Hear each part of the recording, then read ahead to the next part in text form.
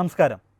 ഏറെ നാളായി മലയോര ജനതയുടെയും മലയോര കർഷകരുടെയും ഒരു ആവശ്യത്തിന് അവസാനം ഒരു ചെറുവിരലനക്കാൻ സർക്കാർ തയ്യാറായിരിക്കുകയാണ്. കാട്ടിൽ നിന്നും നാട്ടിലേക്ക് ഇറങ്ങുന്ന അക്രമകാരികളായ മൃഗങ്ങളെ വെടിവെച്ചു കൊല്ലാനുള്ള നിയമം അത് പാസാക്കാനുള്ള ബില്ലിന് മന്ത്രിസഭ അംഗീകാരം നൽകി. ഇനിയും ആ ബില്ല് നിയമമാകാൻ കടമ്പകൾ ഏറെയാണ്. പക്ഷേ വൈകി വന്ന വിവേകം പോലെ സർക്കാർ ആദ്യ നടപടി എടുത്തിരിക്കുന്നു. മന്ത്രിസഭ അനുമതി നൽകിയിരിക്കുന്നു. എന്താണ് മന്ത്രിസഭ അനുമതി നൽകിയിരിക്കുന്ന ആ ബിൽ? അത് മലയോര കർഷകർക്കും മലയോര ജനതയ്ക്കും പര്യാപ്തമായ ഒരു ബില്ലാണോ? ഇതിനെ എങ്ങനെയാണ് കത്തോലിക്ക കോൺഗ്രസും മലയോര ജനതയുമെല്ലാം നോക്കിക്കാണുന്നത്? നേർക്കാഴ്ച ഇന്ന് ചർച്ച ചെയ്യുന്നത് ഈ വിഷയമാണ്. ഈ വിഷയത്തിൽ ഇന്ന് നമ്മളോടൊപ്പം പങ്കെടുക്കുന്നത് AKCCയുടെ global general secretary doctor Josukutty J ഒഴുകയിലാണ്. അദ്ദേഹത്തെ നമുക്ക് നേർക്കാഴ്ചയുടെ ഇന്നത്തെ എപ്പിസോഡിലേക്ക് സ്വാഗതം ചെയ്യാം. സാർ, സ്വാഗതം. സാർ, ഇന്ന് AKCC സംബന്ധിച്ചിടത്തോളം, അതോടൊപ്പം തന്നെ മലയോര മേഖലയിൽ ജീവിക്കുന്നവരെ സംബന്ധിച്ചിടത്തോളം ഒരു ആശ്വാസ വാർത്ത വന്നിട്ടുണ്ട്. അതായത് അക്രമകാരികളായ വന്യമൃഗങ്ങളെ, നാട്ടിലിറങ്ങി മനുഷ്യരെ ആക്രമിക്കുന്ന വന്യമൃഗങ്ങളെ വെടിവെച്ചു കൊല്ലാനുള്ള അംഗീകാരം മന്ത്രിസഭ നൽകിയിരിക്കുന്നു. ഇനി അത് നിയമസഭയിലേക്ക് പാസ്സാക്കാനായിട്ട് എത്തിക്കും. അപ്പോൾ ഒരുപാട് നാളത്തെ AKCCയുടെയൊക്കെ ഒരുപാട് നാളത്തെ ആവശ്യമായിരുന്നു ഇന്ന് അംഗീകരിക്കപ്പെട്ടത്. അപ്പോൾ ഈ ഒരു മന്ത്രിസഭാ യോഗത്തിൽ ഈ അംഗീകാരത്തെ AKCC അതെങ്ങനെയാണ് നോക്കിക്കാണുന്നത്? ഞാൻ മനസ്സിലാക്കുന്നത് വന്യജീവി സംരക്ഷണ നിയമം കേരള ഭേദഗതിയാണ് കൊണ്ടുവരാൻ പോകുന്നത്. വന്യജീവി സംരക്ഷണം കേരള ഭേദഗതി നിയമമാണ് വരാൻ പോകുന്നത്. വന്യജീവികള് മൂന്നാം ഷെഡ്യൂളിൽ, കേന്ദ്ര നിയമത്തിന്റെ വനനിയമത്തിന്റെ മൂന്നാം ഷെഡ്യൂളിൽ പെടുന്നതായതുകൊണ്ട് സംസ്ഥാനങ്ങൾക്കും കേന്ദ്രത്തിനും അതിന്മേൽ നിയമനിർമ്മാണം നടത്താം.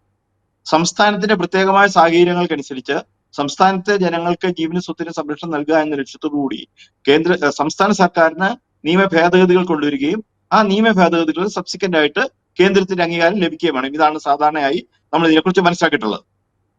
അപ്പൊ ഇവിടെ ഇപ്പൊ ഞാൻ മനസ്സിലാക്കുന്നത് സംസ്ഥാന സർക്കാർ ഈ വന്യജീവി സംരക്ഷണ നിയമത്തിന്റെ കേരള ഗവൺമെന്റിന്റെ ഭേദഗതി കൊണ്ടുവരുന്നതിനകത്ത് അപകടകാരികളായ വന്യജീവികളെ കൊല്ലുന്നതിന് ജില്ലാ കളക്ടർമാർക്ക് കൂടെ അധികാരം നൽകും എന്നുള്ളതാണ്. മുഖ്യ വനപാലകനിലൂടെ ആ അധികാരം ജില്ലാ കളക്ടറിലേക്കും എത്തും എന്നുള്ളതാണ്. ഇപ്പോഴത്തെ നിലയിൽ ഇപ്പോൾ 1972 വനസംരക്ഷണ നിയമം അനുസരിച്ച് ജില്ലാ കളക്ടർ ഈ അധികാരം ഉണ്ട്, മുഖ്യ വനപാലകനുണ്ട്. അപകടകാരികളായ വന്യജീവികളെ കൊല്ലുന്നതിന് ഉത്തരവ് കൊടുക്കാനായിട്ട് ചീഫ് വൈൽഡ് ലൈഫ് വാർഡന് അധികാരമുണ്ട്. ആ ഉത്തരവ് വേണമെങ്കിൽ അദ്ദേഹത്തിന് കളക്ടർക്ക് കൊടുക്കാം, അതല്ലെന്നുണ്ടെങ്കിൽ അദ്ദേഹത്തിന് മറ്റ് ഫോറസ്റ്റ് ഉദ്യോഗസ്ഥന്മാർക്ക് കൊടുക്കാം. അതിനൊക്കെയുള്ള അധികാരങ്ങൾ ഇപ്പോഴുണ്ട്. അതിന്റെ അടിസ്ഥാനത്തിലാണല്ലോ പഞ്ചായത്ത് പ്രസിഡന്റുമാർക്ക് കാട്ടുപന്നികളെ വെടിവെച്ച് കൊല്ലുന്നതിനുള്ള അനുവാദം നൽകിയിട്ടുള്ളത്. പക്ഷെ ഇവിടെ ഇപ്പൊ ഈ കൊണ്ടുവന്നിരിക്കുന്ന സർക്കാർ വളരെ സന്ദേശത്തോടെയാണ് ഈ നിയമം കൊണ്ടിരിക്കുന്നതെങ്കിൽ നമ്മൾ അതിനെ സ്വാഗതം ചെയ്യും.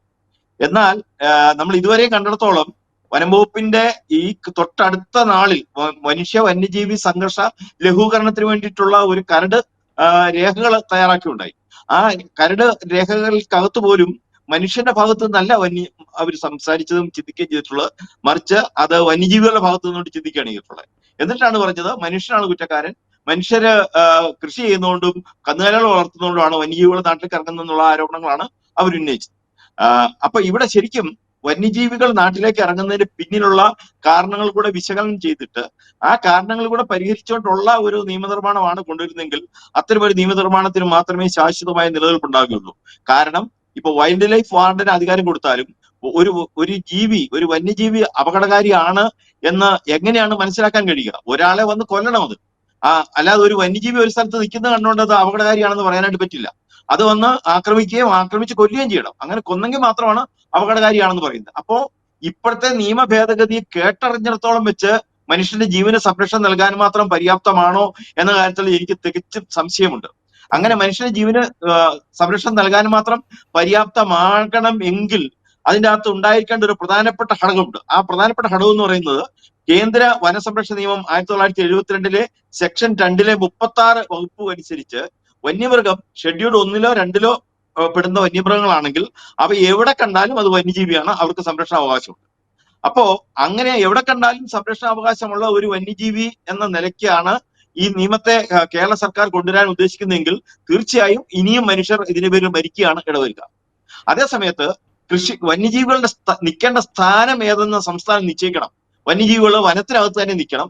വനത്തിന് പുറത്ത് എവിടെ കണ്ടാലും വന്യജീവികൾക്ക് നിയമപരമായ സംരക്ഷണം ഉണ്ടാവില്ല എന്ന ഒരു കൃത്യമായ വകുപ്പ് ഈ ഭേദഗതിക്കകത്ത് ഉണ്ടായി എങ്കിൽ മാത്രമേ ഇത് ജനങ്ങളുടെ ജീവനും സ്വത്തിനും സംരക്ഷണം നൽകാൻ പര്യാപ്തമാകുള്ളൂ. ഞാൻ ഒരിക്കൽ കൂടി പറയുകയാണ്, വന്യജീവികൾ വനത്തിനകത്ത് അല്ല നിന്നും അകത്താണെങ്കിൽ മാത്രമേ അവയ്ക്ക് നിയമപരമായ സംരക്ഷണമുള്ളൂ. വനത്തിനകത്ത് വന്നു കഴിഞ്ഞാൽ സെക്ഷൻ 236 സംരക്ഷണം വന്യജീവികൾക്ക് കിട്ടില്ല എന്ന കൃത്യമായ വകുപ്പ് ഈ നിയമത്തിനകത്ത് ഉണ്ടെങ്കിൽ മാത്രമേ അത് ജനങ്ങൾക്ക് ഗുണകരമാവുകയുള്ളൂ. അല്ലെങ്കിൽ അത് വന്യജീവി മനുഷ്യനെ ആക്രമിച്ചു കഴിയുമ്പോൾ മാത്രമേ അത് ആക്രമണകാരിയാണെന്ന് തിരിച്ചറിയുള്ളൂ. ആക്രമണകാരിയാണെന്ന് തിരിച്ചറിയുമ്പോഴത്തേക്കും ആ വന്യജീവി ആ മനുഷ്യനെ കൊന്നിട്ടുണ്ടാകും, ആ വന്യജീവി രക്ഷപ്പെട്ടിട്ടുണ്ടാകും. അതേ വന്യജീവി തന്നെയാണ് പിന്നെ ആ വന്യജീവി ഒരു സ്ഥലത്ത് വന്നാൽ ആദ്യം മനുഷ്യനെ ആക്രമിച്ച വന്യജീവി തന്നെയാണ് ഇത് എന്ന് പിന്നെയും ബോധ്യപ്പെടേണ്ടി വരും. അപ്പൊ അതുകൊണ്ട് നിയമത്തെ മനുഷ്യന്റെ ഭാഗത്തു നിന്നുകൊണ്ട് എടുത്തെങ്കിൽ മാത്രമേ അത് മനുഷ്യന് ഉപകാരപ്രദമാകുകയുള്ളൂ എന്ന കാര്യത്തിൽ യാതൊരു സംശയവുമില്ല. അപ്പൊ ഇവിടെ ഈ തരത്തിൽ ഉള്ള സമീപനത്തിന് മാറ്റം വരുത്തുവാൻ ഗവൺമെന്റ് തയ്യാറാവുകയാണെങ്കിൽ, അല്ലെങ്കിൽ ആ തരത്തിൽ മാറ്റം വരുത്താൻ തക്ക വകുപ്പുകൾ ഇതിനകത്ത് ഉൾപ്പെടുകയാണെന്നുണ്ടെങ്കിൽ ഉറപ്പായിട്ടും ഈ നിയമത്തെ നമ്മൾ 100% സ്വാഗതം ചെയ്യും. അതേസമയത്ത് ഇപ്പോ ഇതിനു മുൻപ് പറഞ്ഞിട്ടുള്ളത് പോലെയുള്ള ഒരുതരം ഇലക്ഷന് വേണ്ടിയിട്ടുള്ള ഇപ്പോ പ്രകടന പത്രികയ്ക്ക് എഴുതി വെക്കണമല്ലോ വന്യജീവി സംരക്ഷണ നിയമം നടപ്പാക്കിയത്. അങ്ങനെ പ്രകടന പത്രികയിൽ എഴുതി വെക്കാൻ വേണ്ടിയിട്ടുള്ള ഒരു നടപടിയാണെന്നുണ്ടെങ്കിൽ നമുക്ക് ഒരിക്കലും അതിനെ സ്വാഗതം ചെയ്യാനായിട്ട് സാധ്യമല്ല. ഞാനിത് പറയുന്നതിനകത്ത് വളരെ വ്യക്തമായ ചില ഡോക്യുമെന്ററി കാര്യങ്ങൾ പറയാനുണ്ട്. അതായത് കേന്ദ്ര സർക്കാർ സംസ്ഥാനത്ത് അങ്ങനെയാണെങ്കിൽ സാർ ഇപ്പോൾ പറഞ്ഞതനുസരിച്ചാണെങ്കിൽ ഇപ്പോൾ മന്ത്രിസഭ പാസ്സാക്കിയിരിക്കുന്ന ഈ ഒരു കാര്യം കൊണ്ട് മലയോര മേഖലയിൽ ജീവിക്കുന്ന ആളുകൾക്കോ അല്ലെങ്കിൽ മലയോര കർഷകർക്കോ പ്രത്യേകിച്ച് പ്രഥമദൃഷ്ട്യാ വലിയ ഉപകാരം ഒന്നും ഉണ്ടാവില്ല എന്ന് തന്നെയാണോ? അതായത് പേര് കേൾക്കുമ്പോൾ കൊള്ളാമെന്ന് തോന്നുമെങ്കിലും അത് നടപടിയിലേക്ക് വരുമ്പോൾ വീണ്ടും അതിൽ വളരെ വ്യക്തതയോടുകൂടി വനത്തിന് പുറത്തുള്ള വന്യജീവികൾക്ക്, വനത്തിന് പുറത്ത് വന്യജീവികൾ കടന്നാൽ അവയെ വെടിവെക്കാം എന്നൊരു വകുപ്പ് അതിൻ്റെ അകത്ത് ഉൾപ്പെടുന്നില്ലെങ്കിൽ ഒരു കാരണവശാലും ഈ നിയമം ജനങ്ങളുടെ ജീവന സംരക്ഷണം കൊടുക്കാൻ പോകുന്നില്ല. അത് വീണ്ടും പഴയതുപോലെ നൂലാമലകളിലേക്ക് പോവുകയുള്ളൂ. ഇപ്പൊ തന്നെ ഉണ്ടല്ലോ നിബന്ധനകളോടെ ആണെങ്കിലും വനത്തിന് പുറത്ത് നടക്കുന്ന വന്യജീവികളെ വെടിവെച്ച് കൊല്ലുന്നതിന് ചീഫ് വൈൽഡ് ലൈഫ് അധികാരം ഉണ്ടല്ലോ. അത് ഉപയോഗിക്കാൻ പറ്റാത്തത് എന്തുകൊണ്ടാണ്? അതിനോടനുബന്ധമായി വന്നിട്ടുള്ള മറ്റു വ്യവസ്ഥകൾ കാരണമാണ്. വന്യജീവികളെ നിരീക്ഷിക്കണം, അതിന് ഇത് അപകടകാരിയാണെന്ന് ബോധ്യപ്പെടണം, പിന്നെ ഇതിന് ട്രാൻസ്ലൊക്കേറ്റ് ചെയ്യാൻ പറ്റുമോ നോക്കണം. അങ്ങനെ പറ്റുന്നില്ലെങ്കിൽ മാത്രമേ അതിനെ മറ്റു രീതിയിൽ വെടിവെക്കുന്നതിനുള്ള പറ്റുള്ളൂ. ഇത്രയും കാര്യമൊക്കെ ചെയ്തു വരുമ്പോഴത്തേക്കും ഇത് അനേകം ആൾക്കാർ മരിച്ചിട്ടുണ്ടാവും. അങ്ങനെയുള്ള ഒരു സാഹചര്യം ഉണ്ടാകാതെ വനത്തിന് പുറത്ത് കിടക്കുന്ന വന്യജീവികൾ അപകടകാരിയാണ് എന്ന നിർവചനത്തിലേക്ക് കാര്യങ്ങൾ വന്നെങ്കിൽ മാത്രമേ ഇത് ഗുണകരമാകുകയുള്ളൂ എന്ന് ഒരിക്കൽ കൂടി ഞാൻ എടുത്തു പറയുകയാണ്. തീർച്ചയായിട്ടും. എങ്കിലും മറ്റൊരു കാര്യം, ഇതൊരു വൈകി വന്ന വിവേകമായിട്ട് കാണാൻ സാധിക്കുമോ സർക്കാരിന്? ഈ ഒരു അംഗീകാരം ഈ അവസാന നിമിഷം സർക്കാരിൻ്റെ കുറച്ച് മാസങ്ങൾ മാത്രം മുമ്പിൽ നിൽക്കുമ്പോൾ ഈ ഒരു മന്ത്രിസഭ അംഗീകാരം അതിൻ്റെ ഒരു പ്രാഥമിക സ്റ്റെപ്പായിട്ടുള്ളൂ. ഇനിയും അതിൻ്റെ ഒരുപാട് കടമ്പകൾ കടക്കാനുണ്ട്. അതേക്കുറിച്ച് നമുക്ക് ചർച്ചയിലേക്ക് വരാം. എങ്കിലും അതിനു മുമ്പ് ഇപ്പം ഇങ്ങനെ ഒരു തീരുമാനം എടുത്തത് ഇതൊരു വൈകി വന്ന വിവേകമായിട്ട് കാണുന്നുണ്ടോ? ഇതൊരു വൈകി വന്ന വിവേകം തന്നെയാണ്. എന്താണെന്നറിയാമോ, അതിൻ്റെ അകത്ത് ഒരു കാര്യം കൂടി വിശദീകരിക്കാനുണ്ട്. നമുക്ക് ചക്കിട്ടപ്പാറ പഞ്ചായത്തിന്റെ ഉദാഹരണം അറിയാമല്ലോ. ചക്കിട്ടപ്പാറ പഞ്ചായത്ത് പ്രസിഡന്റ് ഞങ്ങളുടെ ഇടയിലേക്ക് ഒരു വന്യജീവി കടന്നു വന്നാൽ, ഞങ്ങള് ജനവാസ മേഖലയിലേക്ക് വന്നാൽ ഞങ്ങൾ അതിനെ വെടിവെക്കുമെന്ന് തീർത്തു വന്നു. അങ്ങനെ ചക്കിട്ടപ്പാറ പഞ്ചായത്ത് കമ്മിറ്റി ആ പ്രമേയം പാസ്സാക്കി സർക്കാരിലേക്ക് അയച്ചു കൊടുത്തു കഴിഞ്ഞപ്പോൾ സർക്കാർ ചെയ്തത് എന്താണെന്ന് ആരെങ്കിലും ശ്രദ്ധിച്ചോ? അത് അയച്ചു കൊടുത്തു കഴിഞ്ഞപ്പോൾ അവർ ചെയ്ത് ചക്കിട്ടപ്പാറ പഞ്ചായത്ത് പ്രസിഡന്റിനെതിരെ കേസെടുക്കുക മാത്രമല്ല, കേരളത്തിന്റെ പല ഭാഗങ്ങളിൽ കേസെടുക്കുക മാത്രമല്ല, പഞ്ചായത്ത് പ്രസിഡന്റുമാർക്ക് കാട്ടുപന്നിയെ വെടിവെക്കുന്നതിനായി നൽകിയിരുന്ന ആ അധികാരം അവർ പിൻവലിക്കുകയും ചെയ്തു. അപ്പോ ഈ ഒരു പഞ്ചായത്ത് പ്രസിഡന്റ് ഒരു ധീരമായ നിലപാടെടുത്തു കഴിഞ്ഞപ്പോൾ വനംവകുപ്പിന്റെ നിലപാട് അതിനോട് തികച്ചും പ്രതികൂലമായിരുന്നു എന്ന കാര്യത്തിൽ യാതൊരു സംശയം വേണ്ട. അതുപോലെ തന്നെ കേന്ദ്ര സർക്കാർ കേരളത്തിന്റെ വനസംരക്ഷണത്തിന് വേണ്ടി അനുവദിച്ചിരുന്ന ഏതാണ്ട് 221 കോടി രൂപ ഉപയോഗിച്ചത് 73 കോടി രൂപ മാത്രമാണ്. ബാക്കി 147.38 കോടി രൂപ ലാപ്സ് ആക്കി കളഞ്ഞു. ആ തുക വിനിയോഗിച്ചിരുന്നെങ്കിൽ വന്യജീവി ആക്രമണങ്ങൾ ഇവിടെ കുറയുമായിരുന്നു. അതുപോലെ തന്നെ ആനുവൽ പ്ലാൻ ഓഫ് ഓപ്പറേഷൻസ് എന്ന് പറഞ്ഞൊരു പരിപാടിയുണ്ട്. അത് ഓരോ വർഷവും വനംവകുപ്പ് കേന്ദ്രത്തിന് നൽകേണ്ടതാണ്. അങ്ങനെ annual plan of operations Kerala സർക്കാർ കൊടുത്തില്ല എന്ന് വെച്ച് കഴിഞ്ഞാൽ കഴിഞ്ഞ വർഷം ലാപ്സായ തുക ഇനി കേരളത്തിൽ കിട്ടുകയുമില്ല. അപ്പൊ ഇവിടെ വന്യജീവികൾ വനത്തിനകത്ത് നിന്ന് പുറത്തേക്ക് കടക്കുന്നത് തടയുന്നതിന് ആവശ്യമായ നടപടികൾ എടുക്കാൻ വേണ്ടി കേന്ദ്ര സർക്കാർ നൽകുന്ന ഫണ്ട് വിനിയോഗിക്കാൻ പോലും ഇവർ തയ്യാറായിട്ടില്ല.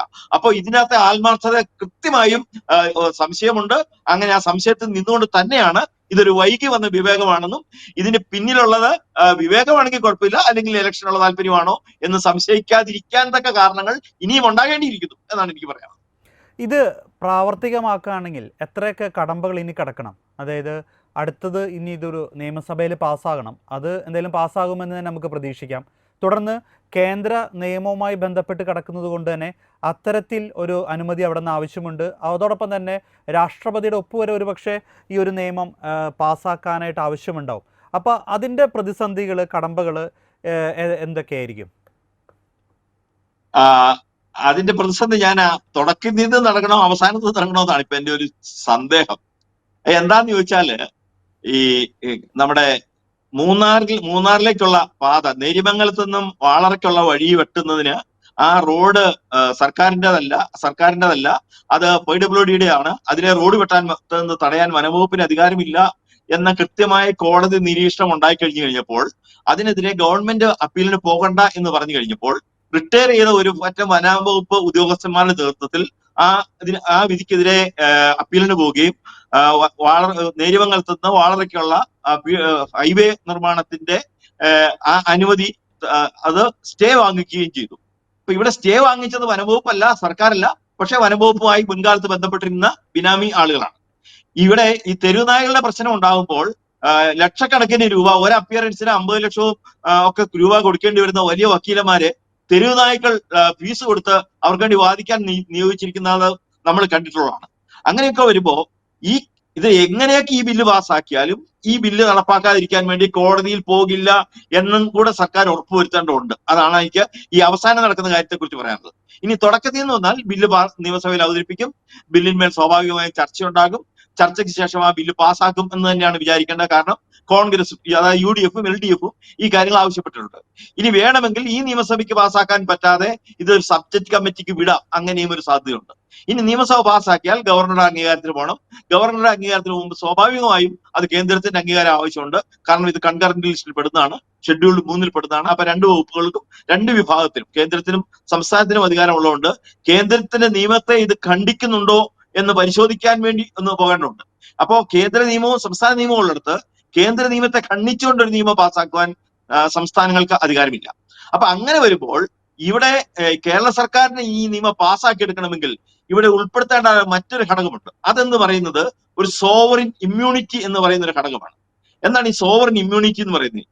ഒരു ആക്ഷൻ എന്ന് പറയുന്നത് ആ വ്യക്തിയുടേതല്ല, മറിച്ച് ഒരു പൊതു ആവശ്യത്തിന്റെ ഭാഗമായി നടക്കുന്നതാണെന്നും അതിന്റെ പേരിൽ ഒരു കുറ്റകൃത്യത്തിന് സമാനമായ ഒരു കൃത്യം നടന്നാൽ പോലും അതൊരു കുറ്റകൃത്യമാവില്ല എന്നുമാണ്. നമ്മുടെ എൻട്രിക്ക ലെക്സി കേസ് നിങ്ങൾ ഒരുപക്ഷെ കേട്ടിട്ടുണ്ടാവും. മറ്റേ ഇറ്റാലിയൻ നാവികര് നമ്മുടെ മുക്കുവരെ വെടിവെച്ച് വന്ന്, ആ മുക്കുവരെ വെടിവെച്ച് വന്ന മുക്കുവർക്ക് പട്ടാളക്കാർക്ക്, ഇറ്റാലിയൻ പട്ടാളക്കാർക്ക് വധശിക്ഷ കൊടുക്കാതെ പോയതും അവരെ രക്ഷപ്പെടുത്തിയതും അവർക്ക് യൂണിഫോമിലുള്ള പട്ടാളക്കാർ എന്നുള്ള നിലയ്ക്ക് അവരുടെ വാഹനത്തെ രക്ഷിക്കുന്നതിന് വേണ്ടിയിട്ടുള്ള അധികാരമുള്ളതുകൊണ്ടും അതിന്റെ പേരുള്ള ഒരു സോവറിൻ ഇമ്മ്യൂണിറ്റി കൊടുത്തുകൊണ്ടാണ്.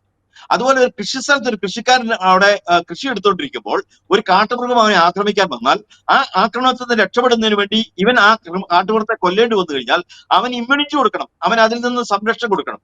അത്തരത്തിൽ കൃഷിയിടത്തിൽ നിൽക്കുന്ന കർഷകന് അവന്റെ കൃഷിയിടത്തിൽ വെച്ച് അവനെ ഏൽക്കേണ്ടി വരുന്ന വന്യജീവി ആക്രമണത്തിനെതിരെ ഒരു സോവറിൻ ഇമ്മ്യൂണിറ്റിയുടെ ഒരു വകുപ്പ് കൂടെ ഉൾപ്പെടുത്തുവാനായിട്ട് ഇതിന്റെ അകത്ത് ഗവൺമെന്റ് തയ്യാറായെങ്കിൽ മാത്രമേ ഈ ഏതൊരു നിയമ ഭേദഗതിയും ഫലപ്രദമാകുകയുള്ളൂ. അതായത് സ്വന്തം ജീവനും സ്വത്തും സംരക്ഷിക്കാനുള്ള ഒരു പൗരന്റെ അവകാശം ഭരണഘടന ഉറപ്പു നൽകുന്നതാണ്. പക്ഷെ അതിന്റെ ഭാഗമായി ഒരു വന്യജീവിയെ കൊല്ലേണ്ടി വന്നാൽ അത് ഇവന്റെ ഈ ഇദ്ദേഹത്തിന്റെ ജീവിക്കാനുള്ള അവകാശത്തിന്റെ മുകളിലല്ല, അല്ലെങ്കിൽ ജീവിക്കാനുള്ള അവകാശത്തെ സംരക്ഷിക്കുന്നതായിരിക്കണം.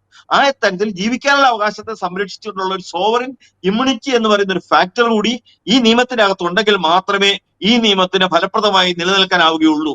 അങ്ങനെ വന്നെങ്കിൽ മാത്രമേ കേന്ദ്ര നിയമത്തെ മറികടക്കാനായിട്ട് പറ്റുള്ളൂ. കാരണം ഭരണഘടനയെ ഉറപ്പു നൽകുന്ന ആണ് മനുഷ്യന് ജീവനും സ്വത്തിനും സംരക്ഷിക്കാനുള്ള അവകാശം. അത് സംരക്ഷിക്കാൻ ഓരോ പൗരനും അവകാശമുണ്ട്. ആ അവകാശത്തെ സംരക്ഷിക്കുന്നതിന് വേണ്ടിയാണ് വന്യജീവി ആക്രമണത്തിന് എതിരായി, അല്ലെ വന്യജീവികളെ കൊല്ലാനുള്ള അധികാരം നൽകുന്നത് എന്ന ക്ലോസ് വന്നെങ്കിൽ മാത്രമേ വന്യജീവി സംരക്ഷണത്തിന്റെ പേരിലുള്ള നിയമത്തെ മറികടക്കാനായിട്ട് കഴിയുള്ളൂ. അങ്ങനെ വന്യജീവി സംരക്ഷണത്തിന്റെ പേരിലുള്ള നിയമത്തെ മറികടന്ന് മനുഷ്യജീവന്റെ സംരക്ഷണത്തിന് വേണ്ടിയിട്ടുള്ള വകുപ്പുകളിലേക്ക് ഈ കാര്യങ്ങൾ വരണം. അത് തീർച്ചയായും വളരെ കൃത്യമായ നിയമ ഉപദേശത്തിന്റെ അടിസ്ഥാനത്തിൽ കൃത്യമായ നിയമ കാഴ്ചപ്പാടോടുകൂടി ചെയ്തെങ്കിൽ മാത്രമേ ഈ ഘടകം ഉൾപ്പെടുകയുള്ളൂ. ഇത് ഇതിനകത്ത് വലിയ സന്ദേഹമുള്ളൊരു ഘടകം തന്നെയാണ്. തീർച്ചയായിട്ടും അത്തരത്തിൽ നോക്കുകയാണെങ്കിൽ ഇപ്പോൾ ഈ ഒരു വിഷയം AKCC ആയിക്കോട്ടെ, ഇപ്പോൾ കത്തോലിക്ക സഭ ആയിക്കോട്ടെ, ഇങ്ങനെ കൂടുതലും ഈ ഒരു വിഷയത്തിൽ ഒരുപാട് നാളുകളായിട്ട് ഇടപെട്ടുകൊണ്ടിരുന്നത് AKCC ആണ്. ഒരുപാട് സമരങ്ങൾ AKCC ഇതിനു വേണ്ടി നയിച്ചിട്ടുണ്ട് കേരളം മുഴുവനും. നമ്മുടെ മെത്രാന്മാരെല്ലാം തെരുവിൽ ഇറങ്ങിയിട്ടുണ്ട് ഈ ഒരു വിഷയത്തിൽ. പക്ഷേ അന്നൊന്നും ഇത് ചെയ്യാതിരുന്ന സർക്കാർ ഇന്ന് ചെയ്യുമ്പോൾ ഒരു എലക്ഷൻ മുൻനിർത്തി മാത്രം, അല്ലെങ്കിൽ ഇപ്പോൾ സാറ് നേരത്തെ പറഞ്ഞ കുറേ പ്രതിസന്ധികളുണ്ട്, ഈ പ്രതിസന്ധികളൊക്കെ കടന്നു വേണം ഇത് ജനങ്ങളിലേക്ക് എത്താൻ. പക്ഷെ അത്തരത്തിൽ എത്തിയില്ലെങ്കിലും കുഴപ്പമില്ല, ഒരു എലക്ഷന് വേണ്ടി ഒരു ക്യാമ്പയിനായിട്ട് ഞങ്ങൾ കർഷകർക്കൊപ്പം നിങ്ങളുടെ ആവശ്യങ്ങൾക്കൊപ്പം നിന്നു എന്ന് വരുത്തി തീർക്കാൻ വേണ്ടി മാത്രമായിട്ടുള്ള ഒരു മൂവായിട്ട് ഇതിനെ കാണാൻ പറ്റുമോ? നമ്മളൊരു കാര്യം, ഒരു ഗവൺമെന്റ് ഒരു നല്ല കാര്യം ചെയ്തുകൊണ്ട് വരുമ്പോൾ നമ്മൾ അതിനെ അങ്ങനെ അങ്ങ് പറയാൻ പാടില്ലല്ലോ. അതുകൊണ്ട് ഞാൻ അങ്ങനെ പറയുന്നില്ല, ഇലക്ഷന് വേണ്ടി മാത്രമുള്ളതാണെന്ന് പറയുന്നില്ല. പക്ഷേ ഇലക്ഷന് വേണ്ടി മാത്രമുള്ളതാണെന്ന് ഈ ബില്ലിന്റെ പൂർണ്ണരൂപം കണ്ടു കഴിയുമ്പോൾ നമുക്ക് മനസ്സിലാകും. ഇപ്പോൾ അതിന്റെ പൂർണ്ണരൂപം നമുക്കിടയിൽ മനസ്സിലായിട്ടില്ല, കുറച്ച് വിവരങ്ങൾ മാത്രമാണ് മനസ്സിലാക്കിയിട്ടുള്ളത്. ഈ ബില്ല് പാസ്സായാലും അതിന്മേൽ ഉണ്ടാകുന്ന ചട്ടങ്ങൾ വളരെ പ്രധാനപ്പെട്ടതാണ്. ബില്ല് എങ്ങനെയൊക്കെ പാസ്സായാലും ആ ചട്ടത്തിന്റെ അടിസ്ഥാനത്തിൽ മാത്രമാണ് ആ ബില്ലിൽ ഉദ്ദേശിക്കുന്ന നിയമം നടപ്പാകുന്നത്. അപ്പൊ അതിന്റെ ചട്ടങ്ങൾ ഉണ്ടാകുന്ന കാര്യത്തിൽ വളരെ സൂക്ഷ്മത ആവശ്യമുണ്ട്. ഇനി കത്തോലിക്ക കോൺഗ്രസിനെ സംബന്ധിച്ചിടത്തോളം ജീവനും സ്വത്തിനും സംരക്ഷണം നൽകാനുള്ള അവകാശം ഓരോ പൗരനുമുണ്ട്. ജീവന്റെ വില വളരെ വലുതാണ്.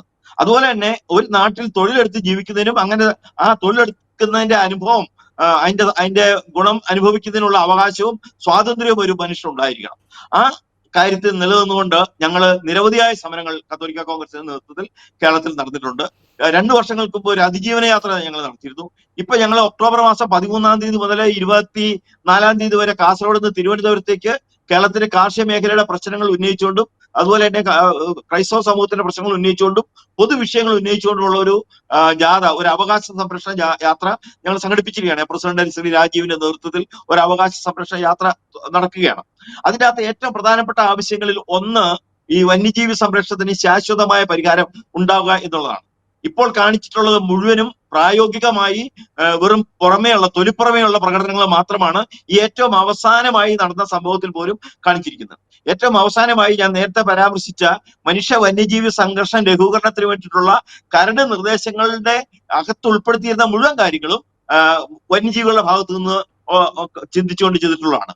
അതിന്മേൽ നടന്ന ചർച്ചയിൽ കർഷകരെയോ അല്ലെങ്കിൽ വന്യജീവി മേഖലയുമായി ബന്ധപ്പെട്ടിരുന്ന ആളുകളെ ഉൾപ്പെടുത്തിയില്ല. മറിച്ച് റിട്ടയർ ചെയ്ത ഒരു ഒറ്റ വനംവകുപ്പ് ഉദ്യോഗസ്ഥന്മാരെയും പരിസ്ഥിതി പ്രവർത്തകരെയും ആ തരത്തിലുള്ള ഏതാനും ആളുകളെ ഉൾപ്പെടുത്തിക്കൊണ്ടാണ് തിരുവനന്തപുരത്ത് ഈ മാസം ആദ്യം ചർച്ചകൾ നടന്നത് പോലും. അപ്പൊ ഇപ്പോൾ പോലും നമ്മളോട് ആത്മാർത്ഥമായിട്ടാണ് ഈ ഗവൺമെന്റ് ചെയ്യാൻ പോകുന്ന കാര്യത്തിൽ യാതൊരുവിധ സൂചനയും നമുക്ക് കിട്ടിയിട്ടില്ല. അതുകൊണ്ട് തന്നെ കത്തോലിക്ക കോൺഗ്രസിനെ സംബന്ധിച്ചിടത്തോളം കേരളത്തിന്റെ കർഷക സമൂഹം നേരിടുന്ന പൊതു പ്രശ്നങ്ങൾ, അതിൽ ഏറ്റവും പ്രധാനപ്പെട്ട ഒന്നാണ് വന്യജീവി ആക്രമണം. അതിലെ രണ്ടാമത്തെ സംഗതിയാണ് നമ്മുടെ ഉൽപ്പന്നങ്ങളുടെ വിലയുമായി ബന്ധപ്പെട്ട അസ്ഥിരത, പ്രത്യേകിച്ച് റബ്ബറുമായി ബന്ധപ്പെട്ടുള്ളത്. നെല്ല് സംഭരിച്ചാൽ അതിന് പൈസ കൊടുക്കുന്നില്ല എന്നുള്ളത് വളരെ ഗുരുതരമായ പ്രതിസന്ധി നിൽക്കുന്നുണ്ട്.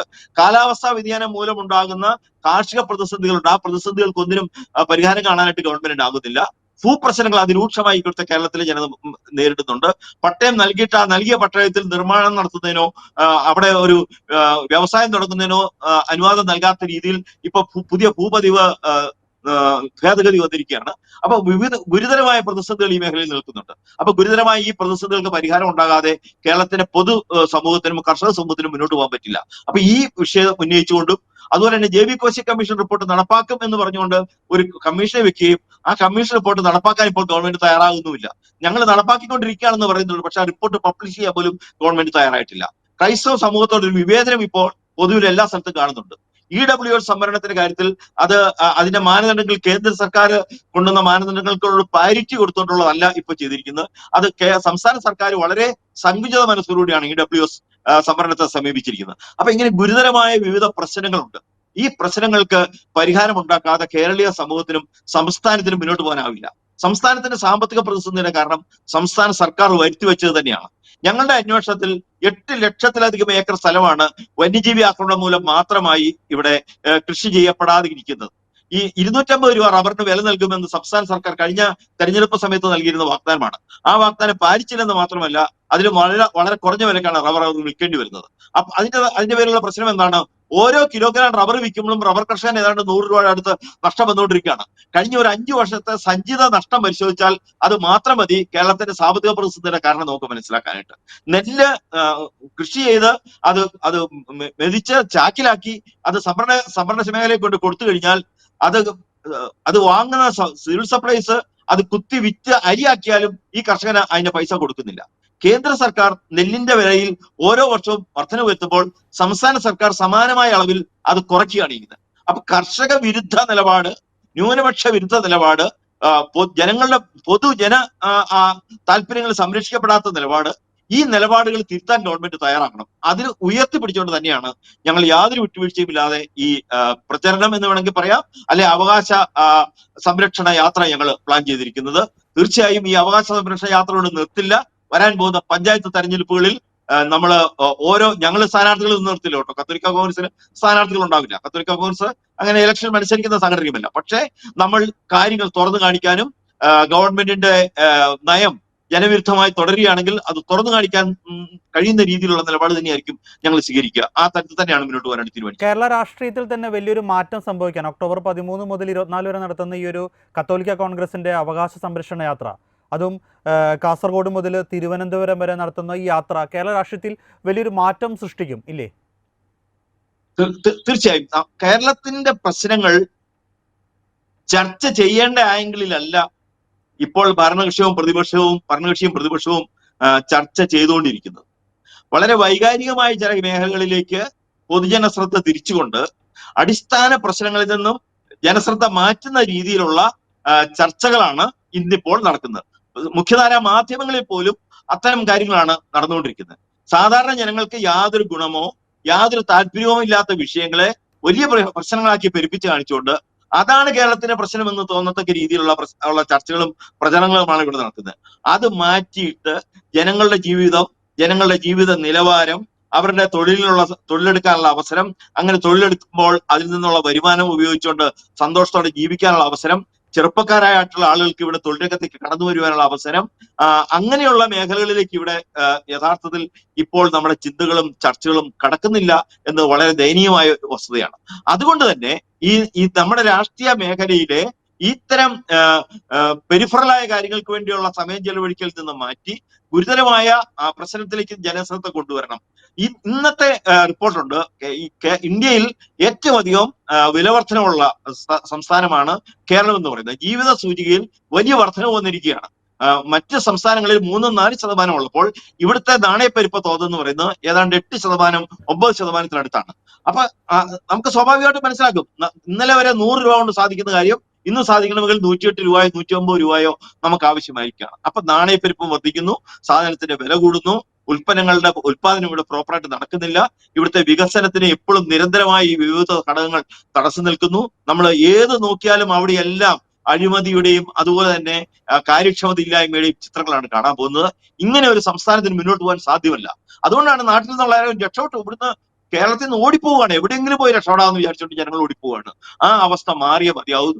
ദൈവത്തിന്റെ സ്വന്തം നാടായ കേരളത്തിന് അത്രയും പൊട്ടൻഷ്യൽ ഉള്ള ഒരു സംസ്ഥാനം ഇന്ത്യയെ വേറെയില്ല. ഈ പൊട്ടൻഷ്യൽ ഇവിടുത്തെ ജനങ്ങളുടെ വികസനത്തിന് ഉപയോഗിക്കാവുന്ന രീതിയിലുള്ള ഭരണം ഇവിടെ ഉണ്ടാകണം. അതിന് ഇവിടുത്തെ ഭരണാധികാരികൾ മാറാൻ തയ്യാറാക്കണം. അതുപോലെ തന്നെ പ്രതിപക്ഷവും അവരുടേതായ രീതിയിലുള്ള ഉത്തരവാദിത്വം ഏറ്റെടുത്ത് പ്രവർത്തിക്കാനായിട്ട് തയ്യാറാകണം. ഇത് ഞങ്ങളുടെ നിലപാടാണ്, കത്തോലിക്ക കോൺഗ്രസിന്റെ കർക്കശമായ നിലപാടാണ്. ഈ നിലപാട് ജനങ്ങളെ അറിയിക്കുകയും ഇത് പൊതുസമൂഹത്തെ അറിയിക്കുകയും അങ്ങനെ ആ വിഷയത്തിൽ കേരളത്തിൽ ചർച്ച ആക്കുകയും ചെയ്യണം എന്നാണ് ഞങ്ങൾ ആഗ്രഹിക്കുന്നത്. അതിനുവേണ്ടിയുള്ള ശ്രമങ്ങളാണ് നിങ്ങൾ നടത്തിക്കൊണ്ടിരിക്കുന്നത്. ഓക്കെ, അവസാനമായിട്ടൊരു കാര്യം കൂടി, നമ്മൾ നേരത്തെ പറഞ്ഞ ആ ഒരു മന്ത്രിസഭ അംഗീകരിച്ച ബില്ലിനെ കുറിച്ച് തന്നെ വരാം. ഇത് കേന്ദ്രത്തിലേക്ക് എത്തുമ്പോൾ അല്ലെങ്കിൽ കേന്ദ്ര സർക്കാരിൽ നിന്ന് അനുഭാവപൂർവമായ ഒരു പ്രതികരണം ഉണ്ടാവുമെന്ന് വിശ്വസിക്കുന്നുണ്ടോ? കേന്ദ്ര വനം മന്ത്രി പലപ്പോഴും പറഞ്ഞിട്ടുണ്ടല്ലോ, സംസ്ഥാനത്തിന് അവിടുത്തെ ജനങ്ങൾക്ക് സംരക്ഷണം കൊടുക്കാനുള്ള അധികാരമുണ്ട്, സംസ്ഥാനം ആ അധികാരം ഉപയോഗിക്കുകയാണ് ചെയ്യേണ്ടതെന്ന് പറയുന്നത്. അപ്പൊ ഈ ബില്ലെന്ന് പറയുമ്പോൾ സംസ്ഥാനത്തിന് അധികാരം ഉപയോഗിക്കുന്ന കാര്യത്തിൽ എന്തെങ്കിലും സന്ദേഹമുണ്ടെങ്കിൽ അത് പരിഹരിക്കത്തക്ക തരത്തിലുള്ളതായിരിക്കുമ്പോൾ സ്വാഭാവികമായും കേന്ദ്രം അതിന് അംഗീകാരം തരുമെന്ന് തന്നെയാണ് എന്റെ പ്രതീക്ഷ. കാരണം അങ്ങനെ ഒരു കാര്യത്തിൽ അംഗീകാരം തരുന്നത് വഴി ജനങ്ങളുടെ ജീവിക്കാനുള്ള അവകാശത്തെ സംരക്ഷിക്കേണ്ട കേന്ദ്ര സർക്കാരിന്റെ ഭരണഘടനാപരമായ ബാധ്യത കൂടി അവർ നിറവേറ്റുകയാണ്. ഇനി അവിടെ വേറെ ഏതെങ്കിലും താല്പര്യമുള്ള ആളുകൾ കേന്ദ്ര സർക്കാരുമായി ബന്ധപ്പെട്ട കടുത്ത പരിസ്ഥിതി സംഘടനകളോ പരിസ്ഥിതിവാദികളോ ഇടപെടുമോ ഇല്ലയോ എന്ന് എനിക്കറിയില്ല. അങ്ങനെ ഇടപെട്ടാൽ ഒരുപക്ഷെ ഇതിന് തടസ്സങ്ങൾ ഉണ്ടായത് വരാം. അല്ലെങ്കിൽ ഇതിനൊരു തടസ്സം ഉണ്ടാകുന്ന ഒരു കാര്യം ഞാൻ കാണുന്നില്ല. കാരണം ഇത് സംസ്ഥാനത്തിനും കേന്ദ്രത്തിനും ഒരുപോലെ താല്പര്യമുള്ള, ഒരുപോലെ പ്രാധാന്യമുള്ള വിഷയം തന്നെയാണ്. അപ്പൊ തീർച്ചയായും എന്റെ ഒരു വിശ്വാസം ഈ ബില്ല് കേന്ദ്രത്തിൽ എത്തുമ്പോൾ കേന്ദ്രം അതിന് അംഗീകാരം നൽകുമെന്ന് തന്നെയാണ്. പക്ഷെ ആ വിശ്വാസത്തിന് പിന്നിൽ ഞാൻ പറഞ്ഞൊരു കാര്യമുണ്ട്. അതായത് ഈ ബില്ല് തയ്യാറാക്കുന്നത് മനുഷ്യന്റെ ഭാഗത്ത് നിന്ന് ചിന്തിച്ചോണ്ടാണ് എന്ന ധാരണയിലാണ് ഞാനിത് പറയുന്നത്. മറിച്ച് ഈ പേര് മാത്രമേ ഈ സംരക്ഷണമുള്ളൂ, ഭേദഗതി ഉള്ളൂ, അതിന്റെ അകത്തെ വകുപ്പുകൾ വരുമ്പോൾ അത്രയ്ക്ക് വലിയ സംരക്ഷണം ഇല്ലാത്തതാണെന്നുണ്ടെങ്കിൽ ചിലപ്പോൾ അതിന്റെ അവസ്ഥ എന്താവും നമുക്ക് പറയാൻ പറ്റില്ല. അപ്പൊ അതുകൊണ്ട് സന്ദേഹത്തോടു കൂടി ആണെങ്കിലും കേന്ദ്രം ബില്ല് പാസ്സാക്കുമെന്ന് തന്നെയാണ് ന്യായമായി നമുക്ക് വിചാരിക്കാൻ കഴിയുക എന്നാണ് എന്റെ ധാരണ. അതിനോട് കൂടി കൂട്ടിച്ചേർത്ത് എനിക്ക് ചോദിക്കാനുള്ളത് വെച്ചാൽ ഒരു പര്യാപ്തമായ ബില്ല്, അതായത് മലയോര കർഷകർക്കും ഈ ഒരു വനമേഖലയിലൊക്കെ വനമേഖലയല്ല വനമേഖലയോട് ചേർന്ന് ജീവിക്കുന്ന ആളുകൾക്കൊക്കെ സംരക്ഷണം, അതായത് മനുഷ്യൻ്റെ ജീവനും സ്വത്തിനും സംരക്ഷണം നൽകിക്കൊണ്ടുള്ള ഒരു പര്യാപ്തമായ ഒരു ബില്ല് ഇപ്പോൾ വന്നിരിക്കുന്ന ഒരു മന്ത്രിസഭ അംഗീകാരം നൽകിയിരിക്കുന്ന ഈ ഒരു ബില്ലിൻ്റെ ഉള്ളിലെ ക്ലോസുകൾ എന്തൊക്കെയാണെന്ന് നമുക്ക് വ്യക്തമാക്കി ആയിട്ടില്ല. എങ്കിലും വളരെ ഒരു നോർമലായിട്ട് കാര്യം നമുക്ക് അറിയുള്ളൂ. ഒരു പര്യാപ്തമായ ബില്ല് അത് എങ്ങനെയായിരിക്കണം എന്ന് KCC പറയാൻ പറ്റുമോ? തീർച്ചയായും ഒരു പര്യാപ്തമായ ബില്ലെന്ന് പറയുമ്പോൾ അതിന് ലോക മാതൃകകൾ ധാരാളമുണ്ട്. അതെന്ന് പറയുന്നത് മനുഷ്യജീവനാണ് മറ്റെന്തിനേക്കാളും പ്രാധാന്യം നൽകേണ്ടത് എന്നതിന്റെ അടിസ്ഥാനത്തിലാണ്. ജീവനുമായി ബന്ധപ്പെട്ട് വരുമ്പോഴാണ് ആ കാര്യത്തിൽ യാതൊരു തർക്കവും ഉണ്ടാകാൻ പാടില്ല. മനുഷ്യജീവൻ സംരക്ഷിക്കാൻ വേണ്ടി ഒരു മൃഗത്തിന്റെ ജീവൻ എടുക്കേണ്ടി വന്നാൽ എടുക്കാൻ തയ്യാറാകണം. അത് ജസ്റ്റിസ് കമാൽ പാഷയുടെ ഒരു വിധിയിലും അദ്ദേഹം അത് എടുത്തു പറയുന്നുണ്ട്. മനുഷ്യജീവൻ സംരക്ഷിക്കാൻ വേണ്ടി ആവശ്യമെങ്കിൽ ഒരു മൃഗത്തിന്റെ ജീവൻ എടുക്കേണ്ടി വന്നാൽ അത് എടുക്കുന്നതിൽ തെറ്റില്ല. അത് ഇതിന്റെ അകത്ത് ഉണ്ടാകേണ്ട ഒരു അടിസ്ഥാനപരമായ ഘടകമാണ്. രണ്ടാമത്തെ സംഗതി, ഞാൻ മുമ്പേ പറഞ്ഞ നമ്മളുടെ കൃഷിഭൂമിയിൽ, കർഷകന്റെ കൃഷിഭൂമിയിൽ കർഷകനുള്ള അധികാരം സ്ഥാപിച്ചെടുക്കുന്നതായിരിക്കണം ആ ബില്ല് എന്നുള്ളതാണ്. മൂന്നാമത്തെ സംഗതി, പരിസ്ഥിതി സംരക്ഷണത്തിന്റെ ആവശ്യകതയാണ് ഊന്നി പറയുന്നതെങ്കിൽ അതിനാവശ്യമായ പരിസ്ഥിതി നിലനിർത്താനാണ് പ്രാധാന്യം കൊടുക്കേണ്ടത്, മൃഗങ്ങളെ നിലനിർത്താനല്ല. ഇപ്പോഴത്തെ ഗവൺമെന്റിന്റെ തീരുമാനം എടുത്ത് പരിശോധിക്കുമ്പോൾ നമുക്ക് മനസ്സിലാക്കാൻ കഴിയുന്നത് ഈ മൃഗങ്ങളെ നിലനിർത്തുക എന്നുള്ളതാണ് പരിസ്ഥിതി സംരക്ഷണം എന്നാണ് ഇവർ വിചാരിച്ചിരിക്കുന്നത്. അതൊരു തെറ്റായ ധാരണയാണ്. വനത്തിനകത്ത് നിൽക്കുന്ന മൃഗങ്ങളാണ് പരിസ്ഥിതിയോട് ഇണങ്ങി നിൽക്കുന്ന മൃഗങ്ങൾ. വനത്തിന് പുറത്ത് കിടക്കുന്നത് ആ വനത്തിന്റെ അവരുടെ സ്വാഭാവിക ആവാസ വ്യവസ്ഥയ്ക്ക് പുറത്ത് കിടക്കുന്നവരാണ്. മനുഷ്യന് വനത്തിനകത്തുനിന്ന് കയറുന്നത് എത്രമാത്രം കുറ്റകരമാണോ അതുപോലെ തന്നെയാണ് വനത്തിനകത്തുനിന്ന് വന്യജീവി പുറത്തേക്ക് വരുന്നതും അത് നമ്മൾ ചിന്തിക്കേണ്ട ഒരു കാര്യമാണ്. കാരണം വനത്തിനകത്ത് അവർ നിൽക്കേണ്ടതാണ്. വനത്തിനകത്ത് വന്യജീവികളെ നിർത്താൻ പറ്റാത്ത സാഹചര്യം വനത്തിനകത്തുണ്ടെങ്കിൽ അത് പരിഹരിക്കേണ്ട ഉത്തരവാദിത്വം വനംവകുപ്പിനുള്ളതാണ്. അതിൽ വനംവകുപ്പ് കുറ്റക്കാരാണ്. അവരെ കുറ്റക്കാരായിട്ട് തന്നെ അക്കാര്യത്തിൽ നമ്മൾ കാണേണ്ടതുണ്ട്. അപ്പൊ ഒരു കാരണവശാലും വനാതിർത്തിക്ക് പുറത്ത് ഒരു വന്യജീവിക്കും നിയമപരമായ സംരക്ഷണം ഉണ്ടാവില്ല എന്ന കർക്കശമായ നിലപാട്, അതായത് കേന്ദ്ര വനസംരക്ഷണ നിയമത്തിലെ 1972 സെക്ഷൻ 236 അനുസരിച്ച് വന്യജീവി എവിടെ കണ്ടാലും അതിന് സംരക്ഷണം നൽകണമെന്ന ആ ക്ലോസിന് മാറ്റം വരികയും വന്യജീവികൾ വനത്തിനകത്തായിരിക്കണം എന്ന് നിശ്ചയിക്കുകയും വനത്തിന് പുറത്തു കടന്നാൽ അവയ്ക്ക് നിയമപരമായ സംരക്ഷണം ഉണ്ടാവില്ല എന്ന് ഉറപ്പ് വരുത്തുകയും ചെയ്യണം. അങ്ങനെ ഉണ്ടെങ്കിൽ മാത്രമേ കേരളത്തിൽ മനുഷ്യൻ ജീവിക്കാൻ പറ്റുള്ളൂ. ഇവിടെ ഒരു പ്രധാനപ്പെട്ട കാര്യം, ഈ കാട്ടുപന്നികൾ, വനം കാണാത്ത കാട്ടുപന്നികളുണ്ട് ഇവിടെ, നിങ്ങളത് മനസ്സിലാക്കണം. ആ കാട്ടുപന്നികൾ പല തലമുറകളായി കൃഷിയിടത്തിന്റെ ഏതെങ്കിലും ഒരു മൂലയ്ക്ക് താമസിക്കുന്നു, അവിടെ അത് പെറ്റുപെരുകുന്നു, അവിടെ പ്രസവിക്കുന്നു, വീണ്ടും അവിടെ തന്നെ വരുന്നു. അങ്ങനെ വനം എന്ന് പറയുന്ന കാണാത്ത കാട്ടുപന്നിയെ എങ്ങനെ കാട്ടുപന്നി എന്ന് പറയാൻ പറ്റുന്നത്? അത് നാട്ടുപന്നികളാണ്. അപ്പൊ ഇതൊക്കെ നമ്മൾ പരിഗണിക്കേണ്ട ചില ഘടകങ്ങൾ തന്നെയാണ്. അതുപോലെ കൃഷിയെ അടിസ്ഥാനപരമായി നശിപ്പിക്കുന്ന തരത്തിലുള്ള മൃഗങ്ങൾ കൃഷിയിടത്തിൽ കടന്നാൽ അവയെ തുരുത്തുന്നതിനോ വെടിവെക്കുന്നതിനുള്ള അധികാരം കൊടുത്തേ മതിയാവും. അപ്പൊ ഇതിൽ ഒരു അല്പം കൂടെ ഒരു പ്രായോഗിക സമീപനം ഗവൺമെന്റിന്റെ ഭാഗത്തുനിന്ന് ഉണ്ടാകണം.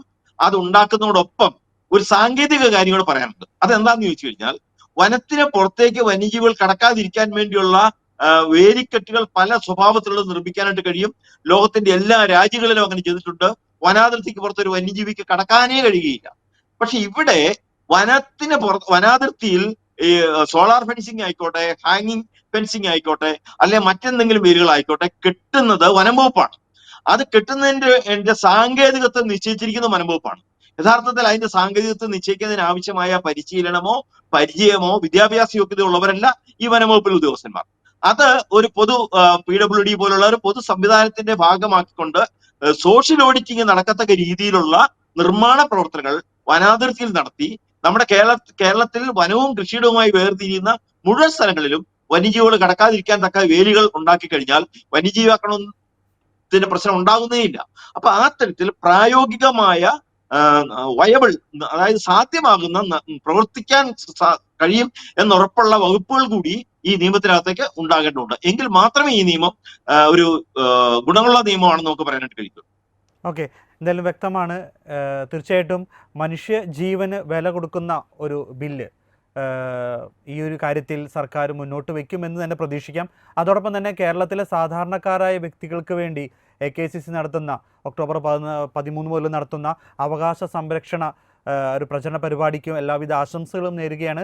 ഒപ്പം ഈ ഒരു വിഷയത്തിൽ ഇത്ര നേരം നമ്മുടെ പ്രേക്ഷകർക്ക് വളരെ വ്യക്തമായി കൃത്യമായി തന്നെ ഈ ഒരു ബില്ലും എന്തൊക്കെയാണ് സർക്കാർ ഈ ഒരു മലയോര കർഷകർക്കും അതോടൊപ്പം തന്നെ അവിടെ വസിക്കുന്ന ജനങ്ങൾക്കും പാവപ്പെട്ടവർക്കൊക്കെ വേണ്ടി ചെയ്യേണ്ടതെന്ന് വളരെ വ്യക്തമായി തന്നെ പറഞ്ഞു തന്ന ഡോക്ടർ ജോസുകുട്ടി ഒഴുകിൽ സാറിന് ഒരുപാട് നന്ദി. Thank you. നന്ദി.